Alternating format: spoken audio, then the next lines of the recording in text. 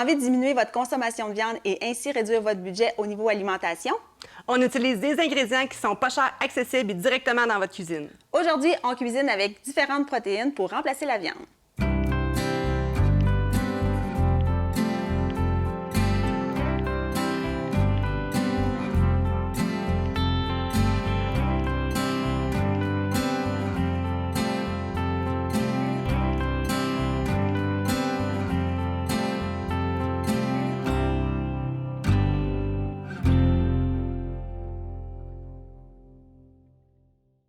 Bienvenue dans Plein l'assiette, l'émission qui te cuisine des solutions. Ici, on te montre des astuces, des conseils simples et accessibles. Je suis Caroline. Et moi, c'est Mylène. On utilise des ingrédients qu'on retrouve facilement à la maison. Oui, aujourd'hui, on va cuisiner d'autres types de protéines pour pouvoir varier et consommer un peu moins de viande dans notre quotidien. Alors, Mylène, on va commencer par quelle protéine? Moi, j'ai le goût qu'on commence par les œufs. C'est quelque chose qu'on a tous à la maison. Oui. Des œufs. On peut parler de plein de choses par rapport aux œufs. Premièrement, il y a différents types de cuisson au niveau des œufs. Les œufs aussi, on peut les retrouver là, facilement si vous avez des œufs à la maison. Des fois, il y en a qui ont des poules, donc on peut les avoir des œufs de ferme. Sinon, dans la MRC, deux endroits principalement où on peut aller chercher des œufs de ferme. Les Couleurs de la Terre à Yamachiche et la ferme Le Crépuscule aussi, là, une ferme biologique où on peut commander nos œufs. On peut visiter leur site web puis aller les chercher par la suite. C'est au niveau des œufs, c'est pour ça ici des petits œufs de ferme qui sont un peu colorés. Oui, on voit qu'il y a des couleurs différentes. Aussi au niveau des grosseurs, c'est un peu les particularités d'aller les chercher directement chez le producteur.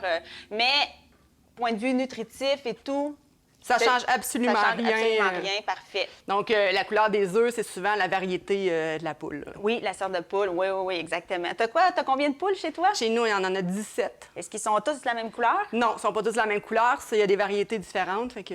Est-ce qu'ils te font des petits œufs bleus comme qu'il y a là, ici, à côté? côté? C'est mes petits œufs de ferme. Ah oui, bon, parfait. Directement pris de la ferme, tout à fait, tout frais.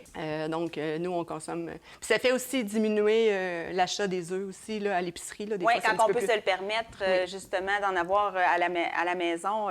Moi, c'est une réalité que j'ai pas vu la production avicole, producteur de poulet. Fait que je vais encourager mes producteurs d'œufs de mon coin, justement, là, pour pouvoir consommer des œufs. Tu as emmené des œufs à la coque déjà prêts. Peux-tu nous donner quelques petits cues par rapport à ça, là, pour la cuisson, les techniques? Bien, en fait, ça, des œufs à la coque, on en a parlé dans les émissions précédentes. C'est toujours le fun d'en avoir dans notre frigo.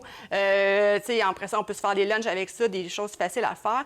Technique de cuisson, on les met dans l'eau bouillante, une douzaine de minutes, puis c'est super important de les faire refroidir dans une eau très, très glacée, l'eau la plus froide qu'on peut, parce que quand on le coupe, ça évite d'avoir le petit rond gris là, qu'on voit. C'est pas très grave, mais plus esthétique, c'est le fun de ne pas l'avoir. Parfait. Donc, eau bouillante, 10 à 12 minutes. Est-ce que tu as des trucs pour écaler? En fait, les œufs écalés, c'est sûr que des œufs frais, c'est plus facile à écailler aussi. Sous l'eau froide, on écaille, puis après ça, on rince sur l'eau pour enlever tous les petits morceaux des fois qui peuvent rester. Parfait. Est-ce que tu peux nous montrer, voir un peu... Est-ce qu'il y a des temps de cuisson pour avoir différentes textures du jaune, dépendant comment on veut les manger? Oui, on peut aller plus à du 8 minutes si on va avoir le jaune un petit peu moins opaque comme ça, là, vraiment très coulant, cuit. un peu plus. Du coulant, on peut descendre. Tout dépendamment le style d'œuf que vous voulez, il y a plusieurs types de cuisson là, au niveau de l'œuf à coque. Donc 6, 8, 12 minutes pour avoir différentes textures au niveau du jaune. Mais moi, je les aime bien comme ça. Parce qu'on peut faire plein de choses avec ça, les manger en salade, faire des sandwichs. Oui, c'est ça. Ça les porte petits bien. œufs mimosa qu'on voit dans les buffets très souvent. Fait que ça, c'est parfait. Là, tu vois ici, il n'y a pas de petit rond gris, super bien fait. Parfait, ça. Ensuite, il y a les cuissons un peu standards qu'on peut faire à la poêle sur le four. Oui, bien, les déjeuners, souvent, on va voir soit les omelettes, ça avec des œufs qu'on va fouetter avec du sel, du poivre. On peut rajouter un petit filet de crème, un petit filet de lait pour rendre ça un petit peu plus crémeux. On peut mettre omelette, on peut rajouter du fromage, des légumes. Sinon, on peut y aller avec les œufs brouillés qu'on va faire dans quelques instants. Ça aussi, c'est rapide à faire. Puis après ça, on peut utiliser ça dans des sandwichs. Oui. On parle aussi des différentes œufs cuisson miroir. Oui. Est-ce que tu sais la différence entre un œuf miroir et un œuf tourné? Sinon, je t'aide. Oui, bien, le tourner, c'est sûr qu'il y a une action de plus qui est très difficile des fois. Une fois sur deux, il finit crevé. parce que en le flippant. Bien, le truc, c'est qu'il faut vraiment qu'ils se tiennent bien avec la spatule. Fait que quand on n'est pas à l'aise de flipper comme les grands chefs, bien, on prend une spatule et on retourne. L'important, c'est que l'œuf tienne bien dans la spatule et on retourne. Fait que j'imagine qu'il faut le casser dans une poêle chaude. Oui, poêle chaude pour que ça saisisse bien le blanc. On laisse quelques minutes et on retourne beaucoup moins longtemps du deuxième côté.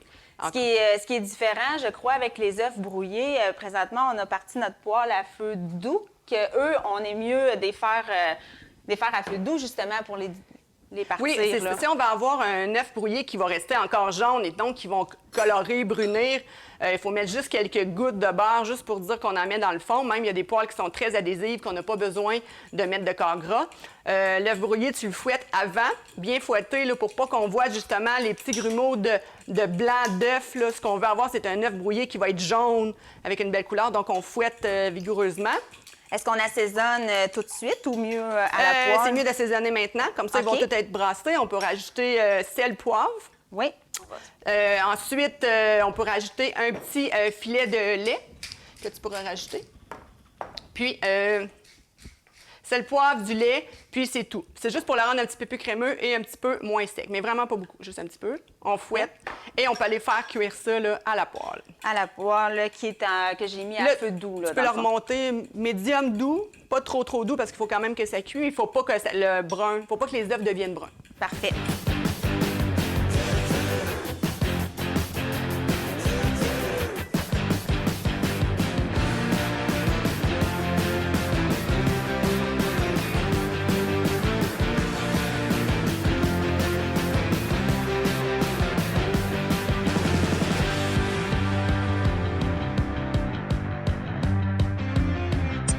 Donc, les œufs, dans le fond, les œufs brouillés, il y a différentes façons de les manger. Toi, Caro, je pense que tu les manges de cette façon-là au déjeuner? Oui, mais j'aime bien les mettre sur un bon pain frais avec du beurre grillé, un pain grillé avec du beurre. Je vais tout simplement là, mettre l'œuf sur ma toast.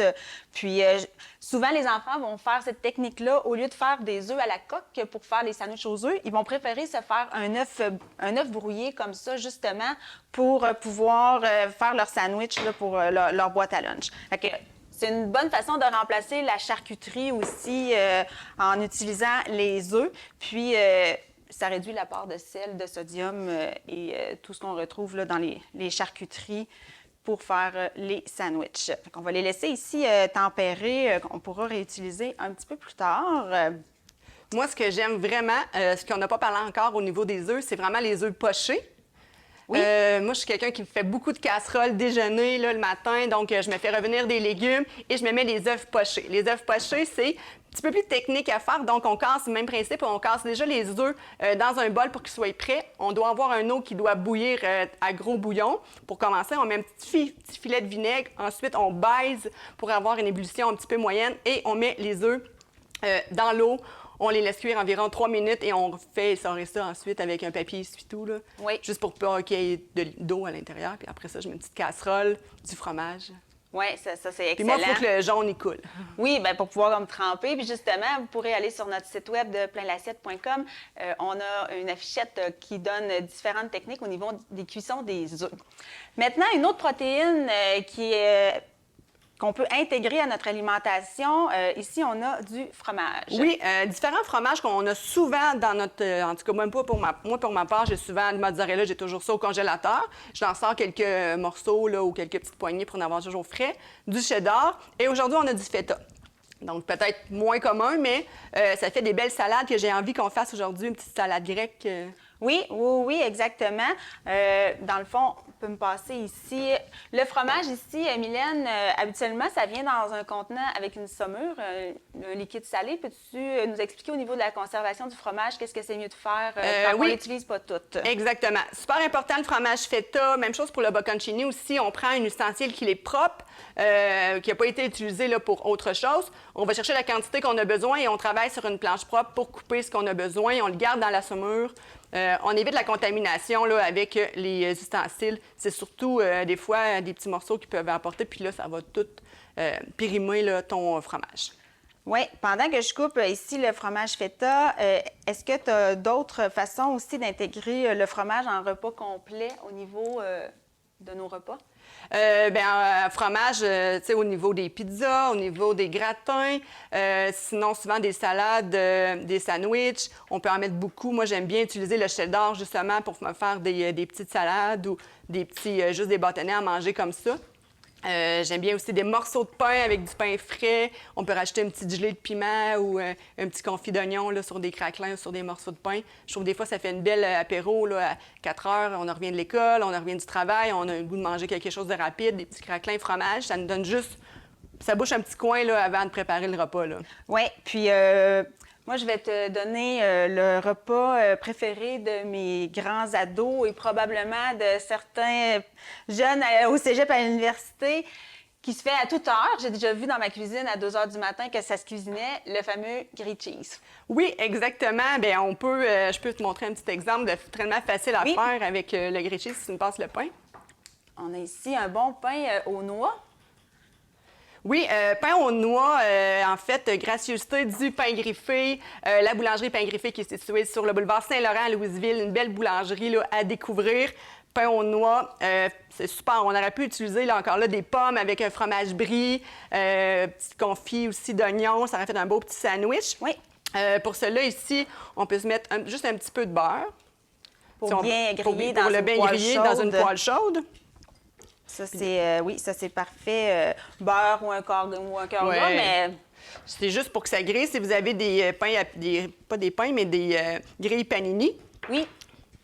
C'est super aussi, là, c'est le fun à mettre dessus. Fait que là, on peut mettre juste du fromage à l'intérieur. Puis on va pouvoir...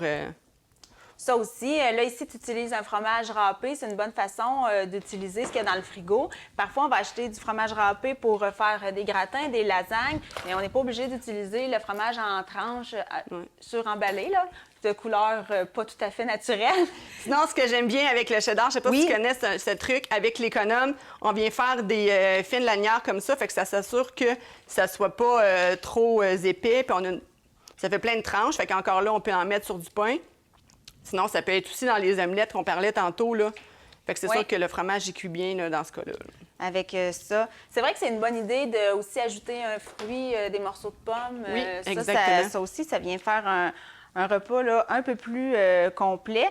Ça, dans le fond, pour avoir des idées, vous inspirer à cuisiner avec le fromage, le site des fromages d'ici, des producteurs laitiers du Québec, la Fédération des producteurs laitiers, il y a vraiment, vraiment plein d'astuces pour les cuisiner. Il y a aussi où les trouver dans votre région, là, il y a des producteurs aussi là, de fromage. Fait que ça peut être intéressant de varier justement le sandwich. Puis là, tantôt, on avait fait cuire nos œufs. Fait que ça aussi... ça peut être ajouté, là, dans le fond, dans notre petit grilled cheese. Là, on peut varier ce qu'on a le goût de mettre aussi.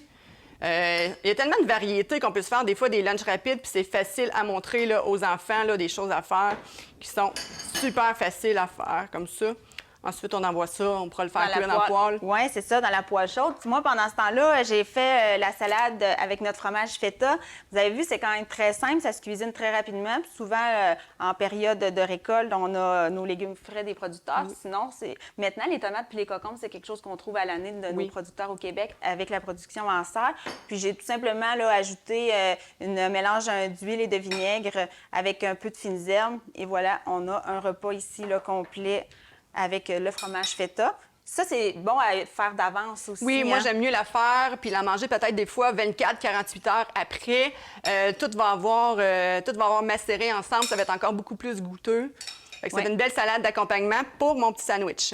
Oui, parfait, ça. Fait que dans le fond, fait que ça, ici, il y a ce qui est au niveau du fromage, un troisième type de protéine qui pourrait être utilisé pour remplacer la viande, qu'on retrouve dans plusieurs pays dans le monde que c'est utilisé, ça serait... Les légumineuses.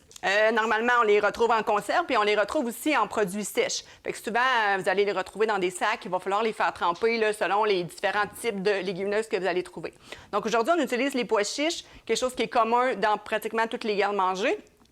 C'est important de les essorer, pas de les essorer, de les égoutter, puis ensuite de les essorer pour enlever tout le sel qu'il y a à l'intérieur, les agents de conservation. Et après ça, là, on enlève toute l'eau, puis on peut les cuisiner. Oui, exactement.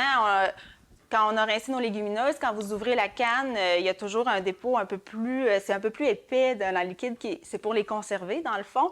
Alors, c'est vraiment une étape qui n'est pas à négliger, hein, Mylène? Non, c'est super important. C'est pas non comestible, là, mais c'est beaucoup mieux d'enlever tout ça puis d'avoir quelque chose qui a vraiment été rincé puis vraiment net à utiliser. Est-ce que ça les rend plus digestes aussi de faire ça? Super important. Ça va être mieux. Des fois, on a de la misère avec les légumineuses à les digérer.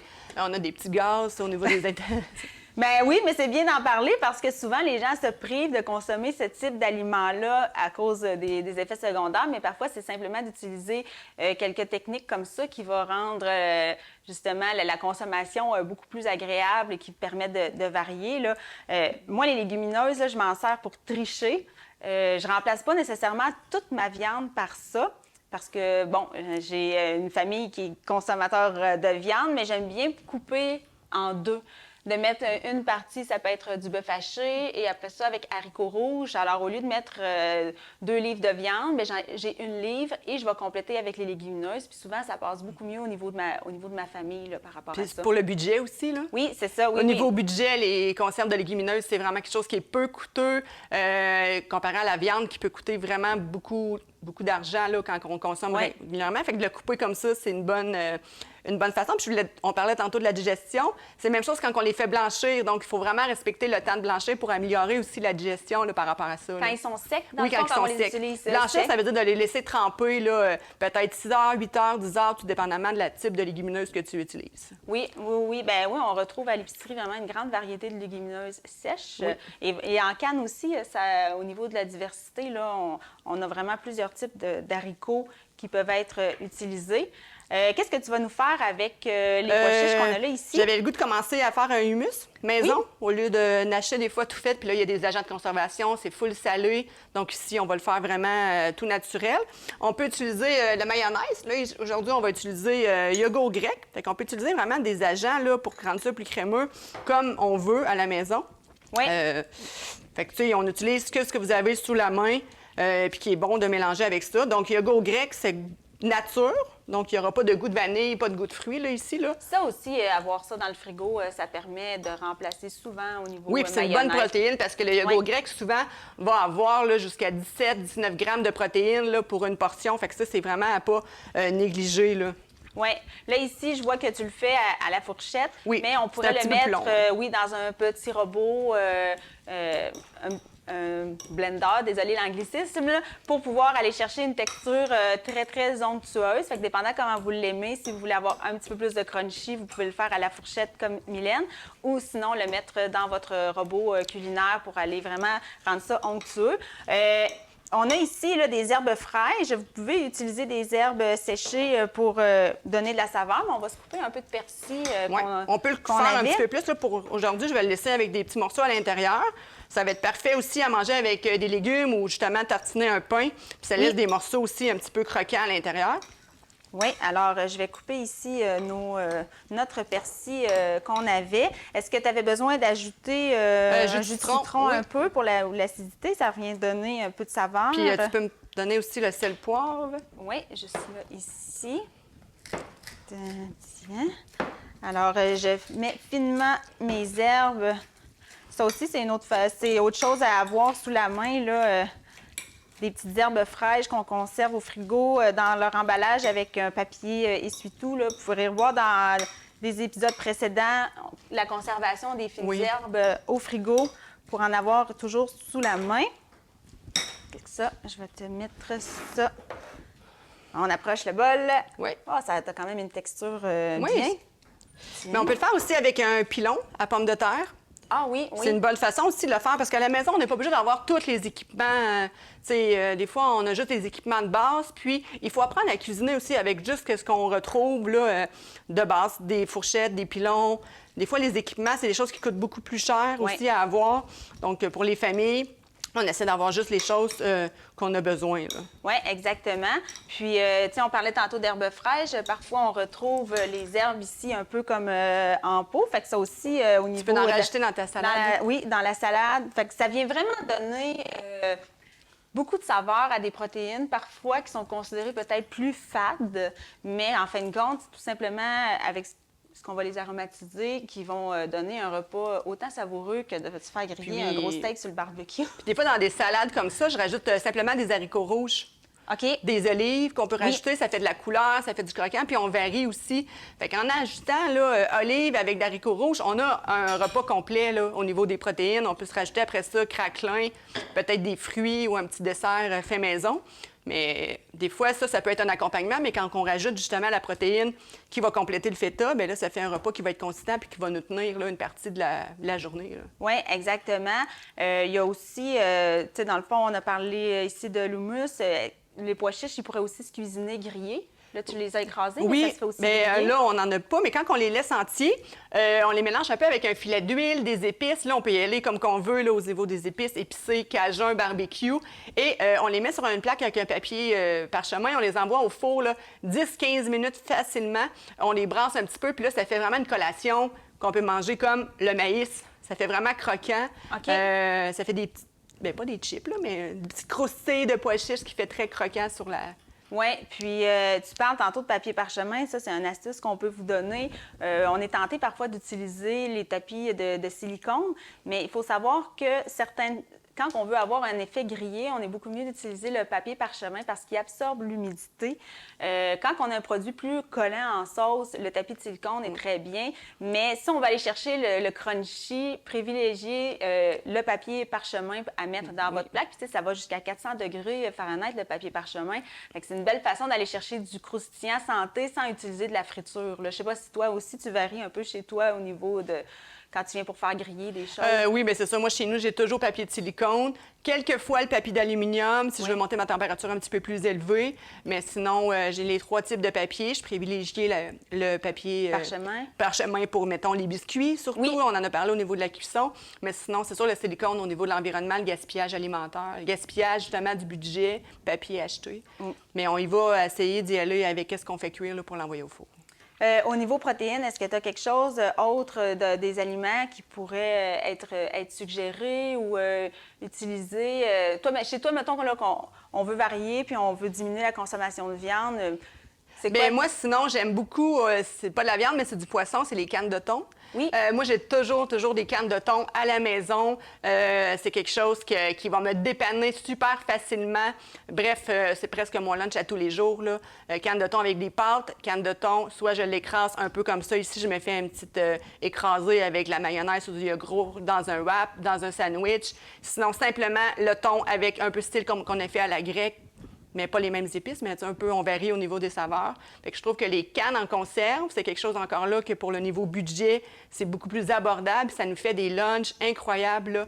Puis il y a quand même beaucoup de protéines à l'intérieur. Oui, mais même lunch ou souper, là, moi, je cuisine des fois des galettes de thon.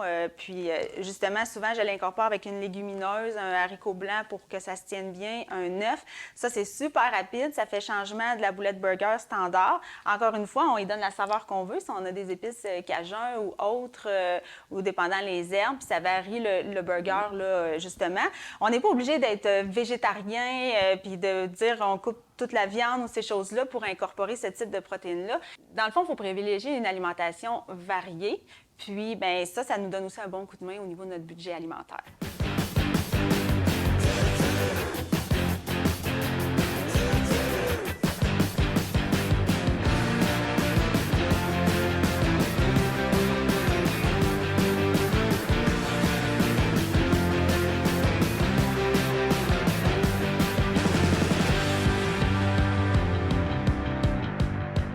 Alors, notre grilled cheese est prêt, bien grillé. Je suis sûre que ça va être très croustillant. Tiens, Mylène, si tu veux nous couper ça pour pouvoir monter notre belle assiette.